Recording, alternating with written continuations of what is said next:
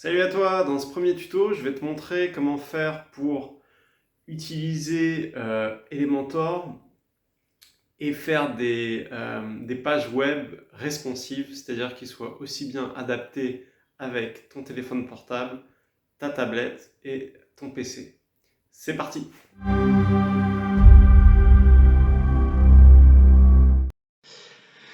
Donc c'est parti pour ce tuto où nous allons voir comment faire pour faire des pages responsives. Donc pour faire des pages responsives avec Elementor. Alors responsive, qu'est-ce que ça veut dire? Responsive, c'est que ton contenu, ton site, ta page web est aussi bien adapté à ton téléphone portable qu'à ton ordinateur ou qu'à une tablette. Alors moi, quand j'ai commencé, je galérais vraiment parce que je ne connaissais pas cette astuce et du coup, sur Elementor, bon, si tu connais pas Elementor, je ferai aussi un tuto pour te montrer comment utiliser Elementor.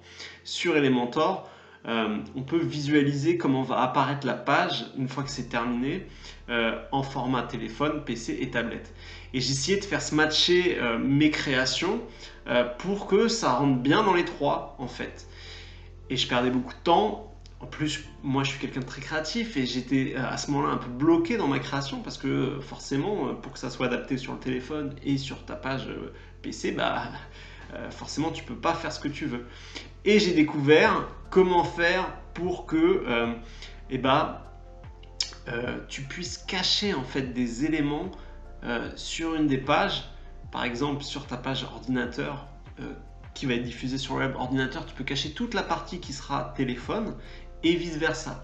Et du coup, en fait, ta page qui est sur l'ordinateur et ta page qui est sur le téléphone, c'est juste deux pages complètement différentes. Alors effectivement, tu vas rester dans le ton parce que tu as une identité dans ton site, donc tu vas pas faire n'importe quoi, mais ce sera deux pages différentes. Donc c'est parti, je te montre.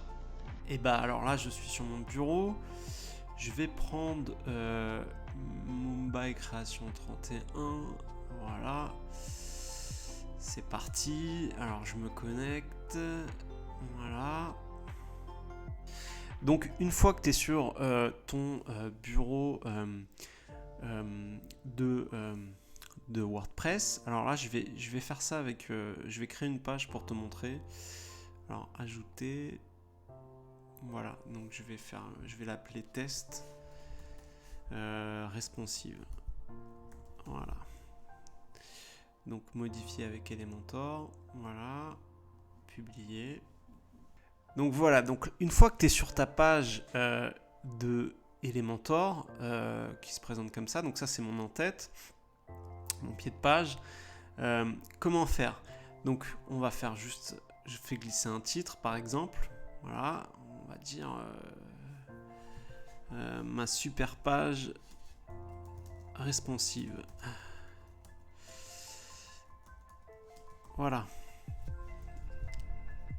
Ok, bon, alors on va faire un petit espaceur au-dessus pour que, voilà, on va la positionner au milieu. Tac, on va changer la couleur, on va la mettre noire par exemple. Et puis on va la grossir. On va la mettre, voilà, ma super page responsive. Donc là, j'ai la possibilité, donc là je suis sur le mode écran d'ordinateur. Donc ça, c'est pour visualiser. Maintenant, si je veux voir ce que ça donne sur un téléphone, on va faire téléphone et ordinateur hein, dans ce tuto. Donc sur un téléphone, ça donne ça. Donc là, c'est beaucoup trop gros, ça se voit, ma super page responsive, le E, il sort, donc c'est pas terrible.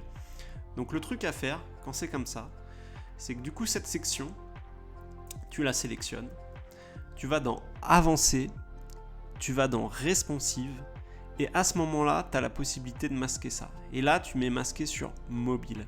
Et à ce moment-là, ma super page responsive n'apparaîtra que sur, une page visualisée via un ordinateur et pas sur le mobile. Donc, une fois que tu as fait ça, moi, ma technique, en fait, c'est de faire toute ma page pour mon ordinateur. Une fois que j'ai fini toute ma page pour mon ordinateur, je me mets en mode mobile et je cache tous les éléments. Donc là maintenant je suis là, je vais glisser un titre, tac, alors ma super page responsive, hop, voilà,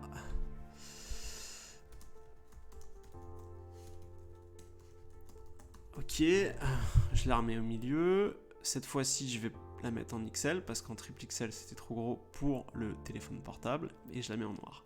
Et voilà. Et maintenant, cet élément-là, je retourne dans avancé, responsive, et là, je le masque sur ordinateur. Et du coup, quand je switch et je reviens sur ordinateur, et voilà, il a disparu.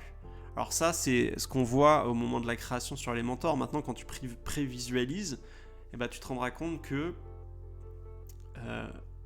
la partie qui est cachée, voilà, elle n'y est pas. Et on voit juste ma super page responsive. Et là, je peux pas te montrer sur le téléphone, mais c'est pareil.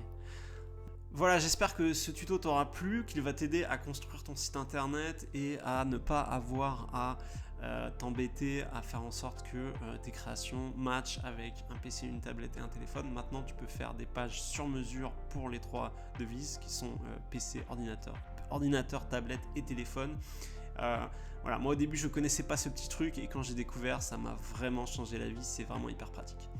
A bientôt pour un prochain tuto et n'hésite pas à mettre un like si tu as aimé ce tuto, ça m'encouragera à en faire d'autres et à t'abonner à ma page.